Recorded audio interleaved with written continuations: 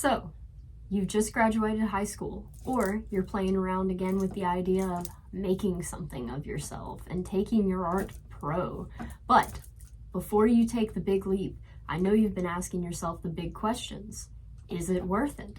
And what will I actually do with my degree? Hopefully, I can at least help you think through the first question and begin planning for the second. Hello, my name is Ari, and this is Ari Does Things. So, why should you listen to anything I have to say? Well, let's get into that.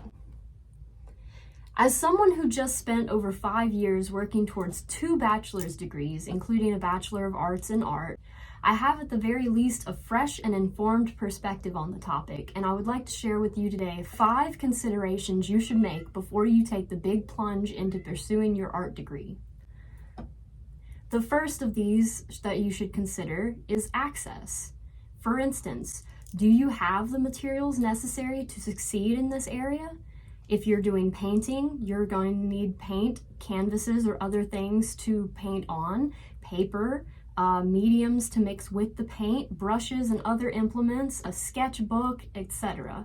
For printmaking, you need surfaces to print on, surfaces to serve as matrices, spatulas, rollers, squeegees, workspace to work in, and that goes for any of these materials. You'll also need a space to work in. Drawing, one of the easiest things that you could possibly do, especially without an art degree. You just need some kind of digital drawing implement and program, or physical drawing utensils and surfaces. So assess your situation and what you actually need.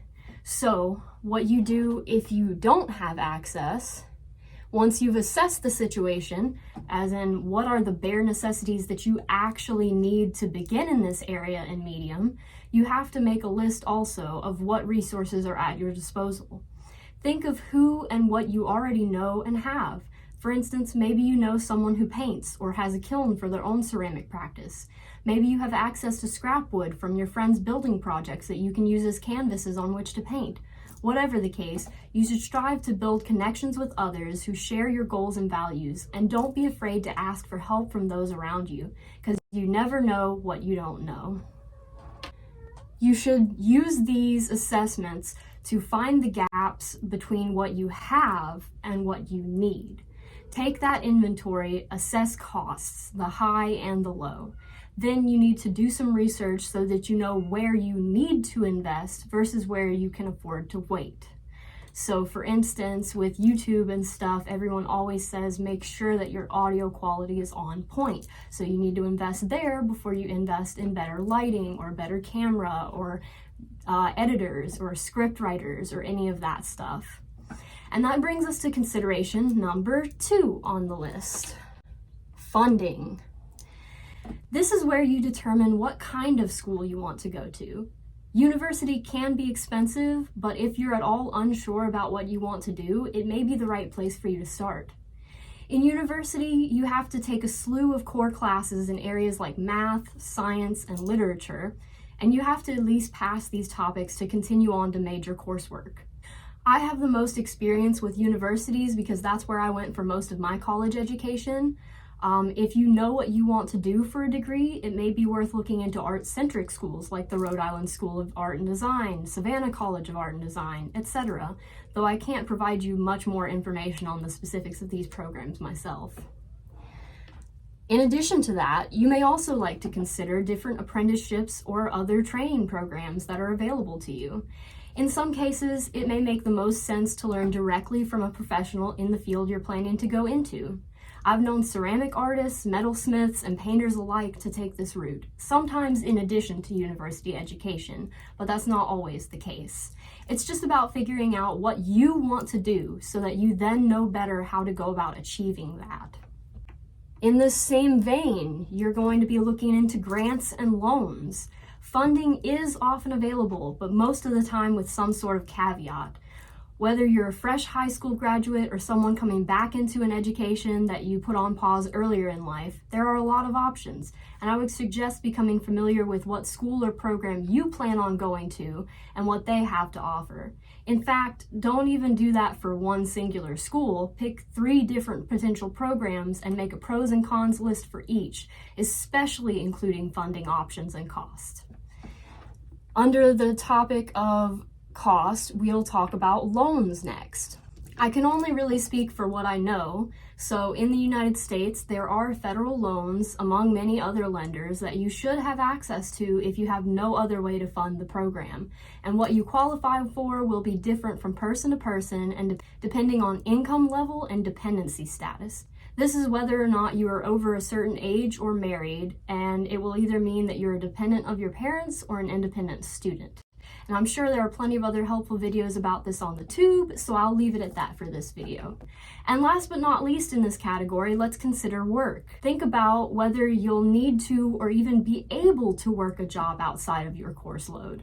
Sometimes people can't afford to be in school without a job, whereas some people's ability to excel at their work requires that they focus all their time and energy on school, and either way is just fine. Whatever works for you to get you where you know you need to be in life. The next consideration, time, a really big one. For instance, ask yourself, what's the longest that this journey could potentially take? For instance, I was in school for a total of 9 years, 8 years at my last university, with a total of 4 major changes, no less than 4 major changes. So it's really important to consider the amount of time you'll be investing into this potential decision. And more importantly, are you willing to stick it out when the going gets tough, which I can almost assure you it will. It's worth trying things out, but not if you don't know what you're doing and you have no solid plans for what to do after, and especially if going into school means going into debt for you. Think about, will you need breaks during the summer, or will you be forced into taking the summers off due to a lack of courses available during that time? Will you be able to afford all of your living expenses and then art supplies on top of that during each bracket of time for which you have funding? Also, how much of your time on a daily basis are you willing to devote to school? These questions will help you determine if you should take full or part-time classes, as well as to plan for any breaks in funding flow, or conversely, to know when you'll be able to work and build up extra cash reserves. And second to last, we have qualitative experience. As one of my professors always ended up asking us, why are you in art school?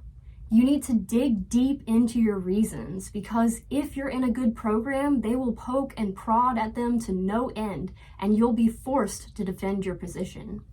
More so than so many other fields, you have to be invested in the reasons behind this obsession. And if you're not obsessed, maybe reassess why you're even thinking about going to art school to begin with.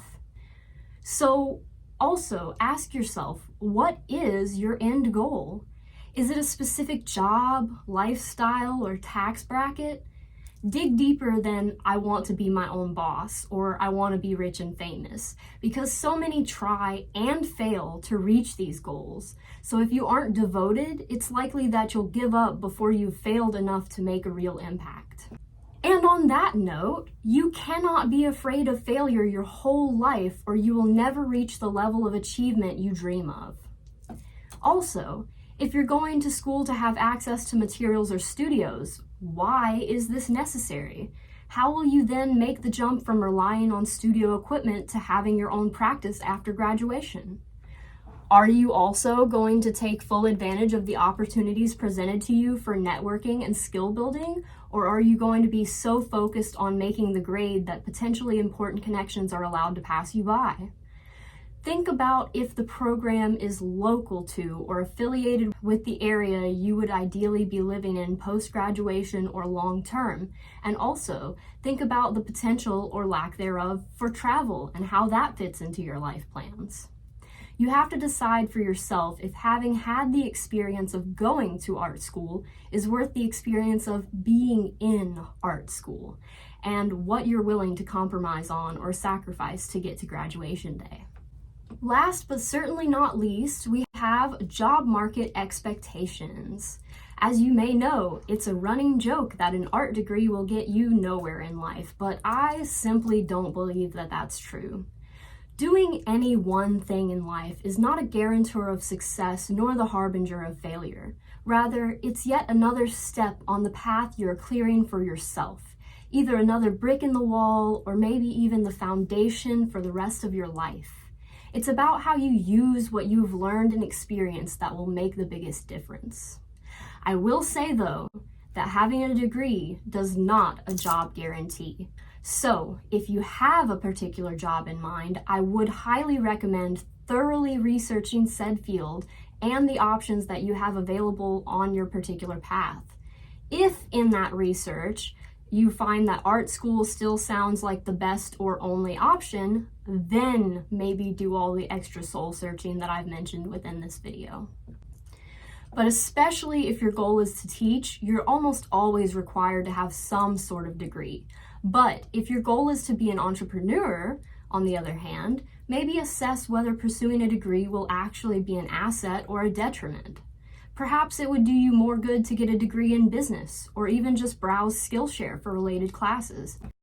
Not sponsored, by the way, not yet. Point being, there are many ways to become a practicing artist, and they don't have to include an art degree unless it makes specific sense to you and helps further the grand plan that you have for your life.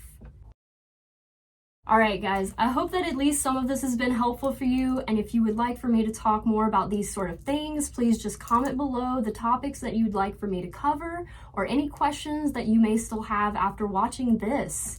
Thank you for being here. I appreciate you so much. Give me a like or follow, subscribe, all that stuff, and I wish you the absolute best in your life and your art journey.